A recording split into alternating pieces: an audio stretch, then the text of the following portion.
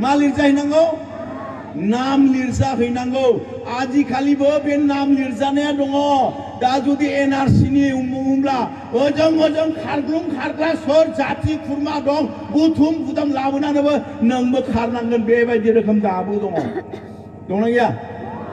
भटाराव नाम उथियाखै होनना बुंबा भटार लिस्ट कारेक्सन खालामनांगौ होनोब्ला उमुक थुमुक नै दाख्लै ओरैबायदि जाबाय सोरनाबा नामा भुल उमुक थुमुक हेन थेन खारलि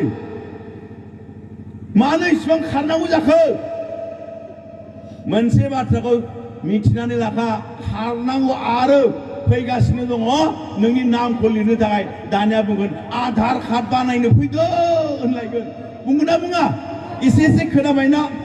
आधार कार्ड खोनाबाय दा नै आधार कार्डबो बानायनांगौनि दाना खारनांसिगोन सरकारानो अर्डार होबावनोसै मोदियाथ' बुंखाजोबबाय सारा भारताव सुबुंफ्रा आधार कार्ड नाम्बार थानांसिगौ साबधान जा बिनि बिषय गोबां बिषय दिनैहाय जा बाइबेलजों रिलेटेड माखासे सोमोन्दोफोर दङ आमेन दानिया मोनसे बिषयखौसो आङो बुंनो सानदों जाहैबाय आधार कार्ड बानायनो मानसिफ्रा खारदों NRC आव नाम लिरनो थाखाय मानसिया खारदों भटार लिस्टआव नाम उठायनो थाखाय मानसिया खारदों आरो बिसिबां खारबावनो खारै खारनानै मेंगोन जेलासिमनाखि जिसुनावहाय उद्धार कार्डनि नाम लिरनाय नङा नोङो हालेलुया मानि नाम उद्धार कार्ड ना मा होनदों उद्धार कर्ता जिसुखौ मा होनदों बासायजानायनि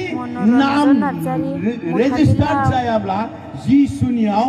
खारै मेंगोन किन्तु बिसोरसो खारनानै मेंगागोन नोंनाव भटार कार्ड जा नोंनाव मा होनो